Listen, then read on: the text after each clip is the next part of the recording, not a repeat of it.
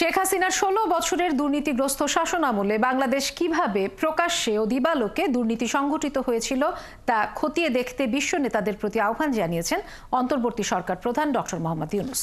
বুধবার সুইজারল্যান্ডের দাভোসে বিশ্ব অর্থনৈতিক ফোরামে প্রধান উপদেষ্টা ডক্টর মোহাম্মদ ইউনূস, জার্মানির ফেডারেল চ্যান্সেলরি এবং বিশেষ কার্যাদি বিষয়ক ফেডারেল মন্ত্রী উলফগাং স্মিথ, বেলজিয়ামের রাজা ফিলিপ, থাইল্যান্ডের প্রধানমন্ত্রী পাউন্টার্ন সিনাওয়াত্রা, প্রাক্তন ব্রিটিশ প্রধানমন্ত্রী টনি ব্লেয়ার সহ বিভিন্ন বিশ্ব নেতার সাথে বৈঠক করেছেন।